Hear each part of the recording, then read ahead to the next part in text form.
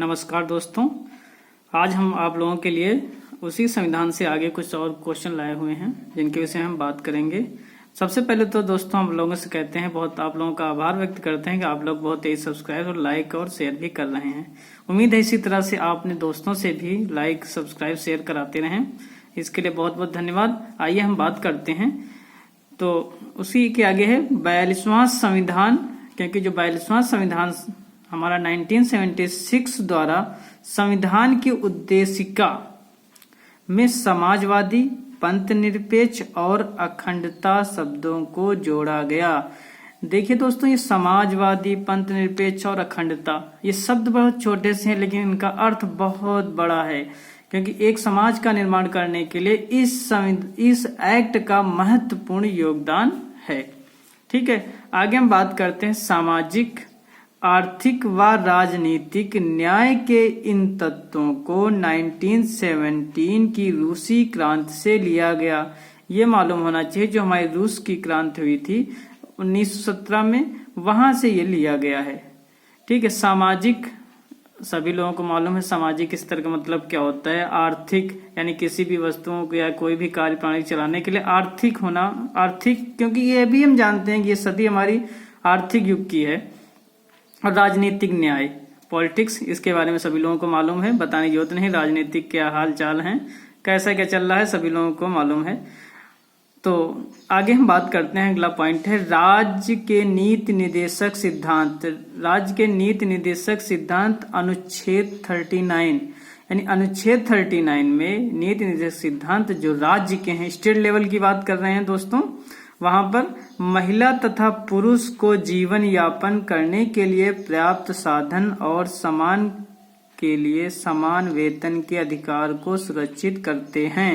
यानी कहने का तात्पर्य ये हुआ कि जो हमारे मूलभूत सिद्धांत हैं उनका जीवन, जैसे जीवन यापन जैसे होता है, रोटी कपड़ा और मकान महत्वपूर्ण है, और उसमें अगर कोई भी पुरुष या महिला कोई भी कार्य करता है या कोई भी, तो उसको समान वेतन का भी अधिकार है। ये नहीं है कि मतलब भेदभाव वाला रवैया अपनाया जाए, कि वो लोग भी ईमानदारी से काम करते हैं। आगे आते हैं मौलिक कर्तव्य के बारे में, जो कि अनुच्छेद हमारे 51 का के माध्यम है। इसके विषय में बात करते हैं। यह हर भारतीय नागरिक का कर्तव्य होगा कि वह धार्मिक, भाषाई, क्षेत्रीय अथवा वर्ग विविधताओं से ऊपर उठकर सौहार्द और आपसी भाईचारे की भावना को प्रोत्साहित करेगा। यानी मौलिक कर्तव्य का मेन फैक्ट ये है अनुच्छेद 51 के का में दोस्तों, कि ये नहीं है कि धार्मिक, यानी हम किसी को धर्म मानते हैं और कोई दूसरा उस धर्म को मानता है, तो इसका मतलब ये नहीं है कि वो गलत है, वो इसके विरोधी हैं। ये चीज नहीं। भाषाएं, ये हमारे यहाँ की भाषा हिंदी है, कहीं गुजराती है तो कहीं मलयालम है, तो उसका विरोध नहीं होना चाहिए। सब क्षेत्रीय लोगों का मतलब विरोध नहीं होना चाहिए। जो अलग अलग वर्ग के हैं उनको हमेशा मतलब सम्मान के साथ ही देखना चाहिए, और वही है विविधताओं से ऊपर कर सौहार्द और आपसी भाईचारा की भावना रखनी चाहिए। आगे है न्यायमूर्ति हिदायतुल्लाह ने गोलकनाथ बनाम पंजाब राज्य के प्रकरण में उद्देशिका को, देखिए जो पंजाब राज्य में प्रकरण हुआ था, जो उद्देशिका को संविधान की मूल आत्मा कहा है। देखिए उद्देशिका जो हमारा है, उद्देश्य जो हमने आपको बताए हैं, उसमें उसके विषय में संविधान की मूल आत्मा कहा गया है। यानी मेन उद्देश्य उसी उद्देशिका से ही निकलता है हमारे संविधान का। आगे अगला पॉइंट है 10 अगस्त 2016 को कारखाना संशोधन विधेयक। कारखाना संशोधन विधेयक दोस्तों, इसका मतलब समझ लीजिए, क्योंकि ये हमें मालूम है फैक्ट्रियां जो चलाने के लिए उनमें एक नियम कानून बनाया गया, 2016 को लोकसभा में पारित हुआ। तो यानी जो समस्याएं उनका समाधान करने के लिए। अगला हम बात करते हैं अंतर्राष्ट्रीय श्रम संगठन। अंतर्राष्ट्रीय श्रम संगठन यानी इंडियन लेबर ऑर्गेनाइजेशन, इंटरनेशनल। ठीक है, इंटरनेशनल अंतर्राष्ट्रीय है ना, तो ने मजदूरों के ओवर टाइम, क्योंकि ओवर टाइम का सब जानते हैं कि यानी जो ऐसे 8 घंटे की नौकरी है तो उसमें 1-2 घंटे अगर हम एक्स्ट्रा कर लेते हैं तो वहां पर हमें कुछ अलग से अमाउंट एक्स्ट्रा मिल जाता है। तो उसकी अधिकतम सीमा 144 घंटे निर्धारित की है, यानी 144 घंटे से आप ज्यादा नहीं कर सकते, जो कि अंतर्राष्ट्रीय श्रम संगठन के विषय में बताया गया है। आगे हम बात करते हैं, नेक्स्ट पॉइंट है हमारा संविधान के भाग 1 में अनुच्छेद 1 से 4 तक, 1 में अनुच्छेद 1 से 4 तक भारत संघ एवं इसके क्षेत्रों से संबंधित प्रावधान किए गए हैं। ये मालूम होना चाहिए क्योंकि भारत में बहुत सारे राज्य हैं और राज्यों से मिलकर एक संघ बनता है ना, जिसे हम लोग क्या कहते हैं, भारत कहते हैं। इसकी राजधानी नई दिल्ली। और इस वक्त माननीय प्रधानमंत्री श्री मोदी जी हमारे देश का प्रतिनिधित्व कर रहे हैं। अगला पॉइंट है 35वें संविधान संशोधन 1974, जो ये एक्ट है इसमें क्या बताया गया, हम बात करते हैं सिक्किम गंगटोक को भारत के सहायक राज्य का दर्जा दिया गया था, क्योंकि 1974 में दिया गया, क्योंकि हमारा देश 15 अगस्त 1947 में आजाद हुआ था। हाँ, तो लेकिन जो सिक्किम का है वो 1974 में दिया गया। अगले बात करते हैं 36 संविधान संशोधन द्वारा सिक्किम को भारतीय संघ में पूर्ण राज्य का दर्जा दिया गया, यानी 36वें संविधान संशोधन में पूर्ण राज्य का दर्जा दिया गया है। ठीक है। अगला पॉइंट है 19 जुलाई 1948 की तिथि का महत्व यह है कि इसी तिथि से, देखिए 19 जुलाई 1948 हमारा देश कब आया, 15 अगस्त 1947। उसके बाद क्योंकि हमारा क्या है कि भारत और पाकिस्तान का विभाजन हुआ था, तो विभाजन के लिए एक तिथि निर्धारित की गई थी 19 जुलाई 1948। भारत से पाकिस्तान, यानी भारत से जो पाकिस्तान जा रहे हैं और पाकिस्तान से भारत जो आ रहे हैं प्रवास के लिए अनुमति पत्र की प्रणाली शुरू की गई, है ना। जो यानी रह रहे हैं तो उनके लिए एक सर्टिफिकेट बनाएगा ताकि उसी के माध्यम से आगे रह सकें, कोई उनको दिक्कत ना हो। अब आगे हम बात करते हैं। अगला पॉइंट है 9 जनवरी को प्रवासी भारतीय दिवस मनाया जाता है। देखिए अभी तो बताया गया कि साल में 2 बार ये मनाया जाता है। देखिए प्रवासी भारतीय दिवस ये होता है जो जिनका जन्म यहाँ इंडिया में हुआ है लेकिन वो विदेशों में रह रहे हैं, अपना काम कर रहे हैं, तो वो प्रवासी भारतीय उन्हें ही कहा जाता है, जो कि 9 जनवरी को मनाया जाता है। आगे कुछ बात करते हैं कुछ एक्ट के बारे में जो कि महत्वपूर्ण है। मीसा से MISA, Misa maintenance of internal security act 1971। देखिए 1971 में जो युद्ध हुआ था उसी में कुछ मतलब इसका मेंटेनेंस यानी आंतरिक मामलों को देख रेख के लिए कुछ एक एक्ट बनाया गया था, maintenance of internal security act, यानी अपने देश की आंतरिक सुरक्षा के विषय में।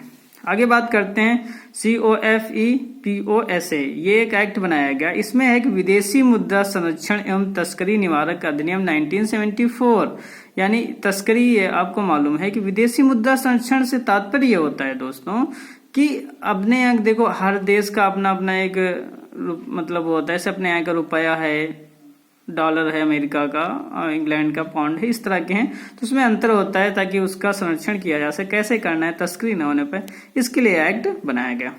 आगे एक्ट आता है रासुका, जो कि राष्ट्रीय सुरक्षा कानून 1980 को बनाया गया, यानी रासुका जो है राष्ट्रीय सुरक्षा कानून के तहत बनाया गया 1980 में। ये बहुत ही महत्वपूर्ण है क्योंकि देश की सुरक्षा के मामला होता है। इसके अगर देश की सुरक्षा के विरुद्ध कोई काम करता है उस पर रासुका एक्ट लगाया जाता है। आगे बात करते हैं टाडा। ये टाडा एक्ट कब लगाया गया? Terrorist and disruptive activities prevention act 1985 में बनाया गया। ये कब बनाया गया? क्योंकि यहाँ पर इंदिरा गांधी जो कि उस वक्त हमारे प्रधानमंत्री थी, उनकी हत्या हुई थी, जो कि एक आतंकवादियों ने किया था, तो उसी वक्त ये टाडा बनाया गया था, यानी वो जो पकड़े गए थे टाडा के अंतर्गत ही कार्रवाई होगी। आगे बात करते हैं पोटा है प्रिवेंशन ऑफ टेररिस्ट एक्ट 2002, ये बनाया गया। देखिए महत्वपूर्ण है, ये अमेरिका में वर्ल्ड ट्रेड सेंटर पर जो हमला किया गया था ना, ओसामा बिन लादेन उस वक्त आया था, तो वहां पर बनाया गया था। भारत सरकार यानी यूपीए सरकार द्वारा 2005 में समाप्त कर दिया गया इस एक्ट को।